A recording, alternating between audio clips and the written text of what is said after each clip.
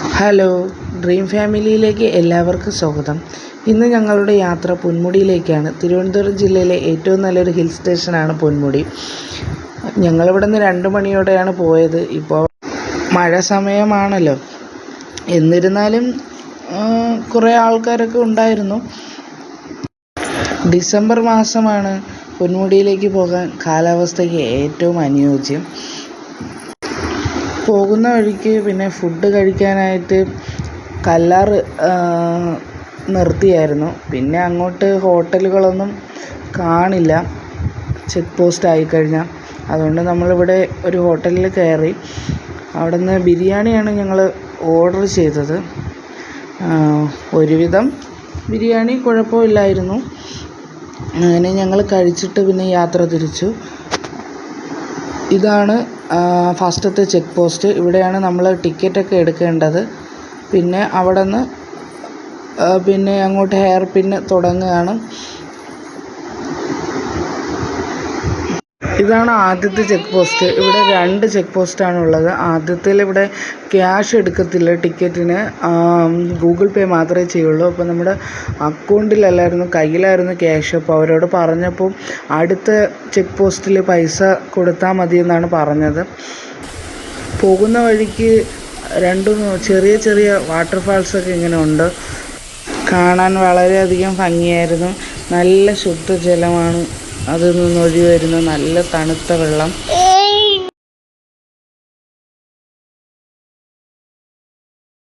പിന്നെ പോകുന്ന വഴിക്ക് ഈ റോഡ് മൊത്തം ഇടയ്ക്കിടയ്ക്ക് ഇങ്ങനെ കുരങ്ങന്മാരായിരുന്നു. ഓരോ വണ്ടികൾ വരുമ്പോഴും വന്ന് എത്തി നോക്കുകയും. ഞാനാണെങ്കിൽ പേടിച്ചു പോയി. ഗ്ലാസ് പിന്നെ പിടിച്ചടച്ചു.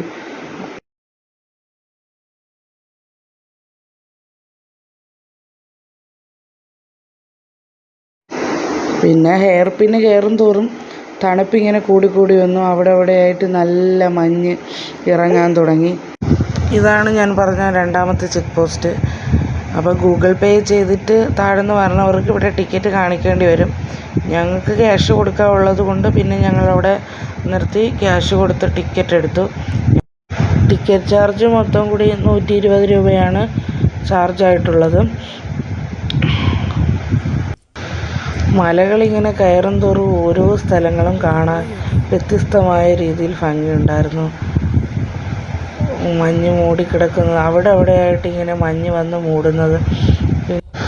ഓരോ സ്ഥലത്തും നമ്മൾ വണ്ടി നിർത്തി കാണുന്നുണ്ടായിരുന്നു. പിന്നെ ഞങ്ങളങ്ങനെ പൊന്മുടിയുടെ ടോപ്പിലെത്തി. അവിടെ നിന്ന് ഓരോ സ്ഥലത്തേക്കും നമുക്ക് കയറി കാണാം. കുട്ടികൾക്കായിട്ട് പാർക്കും എല്ലാം ഓരോ സ്ഥലത്തുണ്ടായിരുന്നു. അവിടെ പിന്നെ ഇരിക്കാനായിട്ട് ബെഞ്ചും സൗകര്യങ്ങളും ഒക്കെ ഉണ്ട്. പിന്നെ ഞങ്ങളൊരു ഇടത്ത് പോയിരുന്നു. നമ്മുടെ ക്യാഷ് കൂട്ടാൻ നന്നായിട്ട് എൻജോയ് ചെയ്യുന്നുണ്ടായിരുന്നു. അവിടെ കളിച്ച് തിമിർത്ത് നടക്കുന്നുണ്ടായിരുന്നു. തണുപ്പൊന്നും അവനൊരു വിഷയമല്ലായിരുന്നു. പിന്നെ നമ്മൾ തണുപ്പൊക്കെ കൂടിയപ്പോൾ കുറച്ച് വീഡിയോസും ഫോട്ടോസും ഒക്കെ എടുത്ത് നമ്മളൊരു 4 മണിയായപ്പോൾ അവിടെ നിന്ന് തിരിച്ചു. കുറച്ച് ഇങ്ങോട്ട് താഴെ ഇറങ്ങി വന്നപ്പോൾ അവിടെ ഒരു ചായക്കട ഉണ്ടായിരുന്നു. അങ്ങനെ ചായ കുടിക്കാനായിട്ട് വണ്ടി നിർത്തി. ചേട്ടൻ കട്ടൻ ചായയും ഞാൻ ഒരു ചായയും മേടിച്ചു.